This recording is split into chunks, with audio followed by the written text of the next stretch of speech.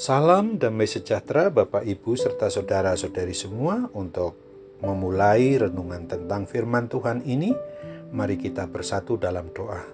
Tuhan Allah Bapa di sorga yang melebihi segala akal, hati dan pikiran kami manusia, berfirmanlah kepada kami sebab kami bersedia untuk mendengar, dan mampukan kami untuk melaksanakan firman-Mu itu atas pertolongan Roh Kudus.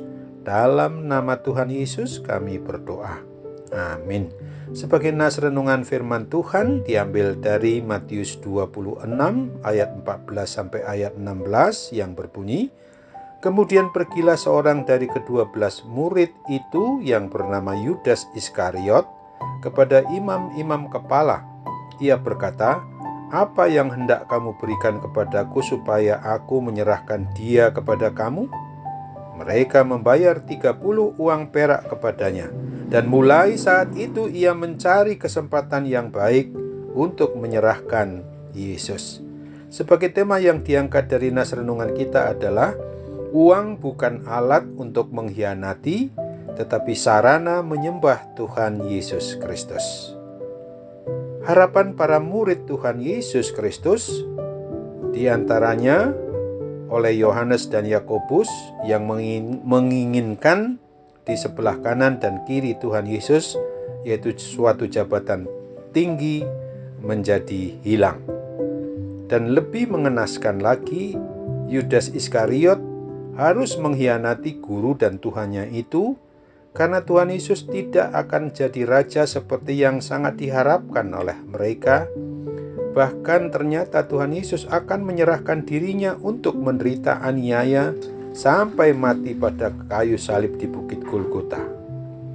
Sesungguhnya oleh karena kekecewaan berat yang dirasakannya itu, maka Yudas Iskariot mengatur strategi bagaimana cara dia bisa menyerahkan Tuhan Yesus kepada para imam kepala. Maka kemudian ia mendapatkan pembayaran 30 keping uang perak. Berkhianat yang dilakukan oleh Yudas Iskariot dengan melampiaskan kekecewaan pada Tuhan Yesus yang menyebabkan dia gagal menjadi pejabat yang berkedudukan tinggi. Dan yang lebih mengenaskan lagi adalah bahwa dia akhirnya harus bunuh diri. Menurut renungan firman Tuhan hari ini adalah untuk mengingatkan dan mengajarkan kepada kita orang yang sudah mengaku beriman percaya kepada Kristus, adalah agar jangan sampai kita lengah, sebab meskipun kita sudah aktif mengikuti dan melaksanakan pelayanan kepada Tuhan Yesus Kristus melalui jemaat yang Tuhan percayakan kepada kita untuk kita layani, mulai dari jemaat terkecil adalah rumah tangga atau keluarga, maka bukan berarti kita sudah mampu dan bisa dapat bertahan terhadap segala bentuk godaan dari si iblis dan kuasa kegelapan itu, untuk tidak akan menjual atau mengkhianati Tuhan Yesus Kristus guna memperoleh uang atau harta kekayaan atau jabatan atau kedudukan tinggi atau kesenangan duniawi, untuk mendapatkan jodoh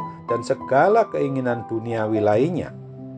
Uang atau harta kekayaan titipan Tuhan pencipta dan pemelihara kita, umatnya ini, bukanlah sebagai sarana untuk mengkhianati Tuhan Yesus, tetapi sebagai alat untuk menyembah, memuji dan memuliakan Tuhan kita Yesus Kristus saja.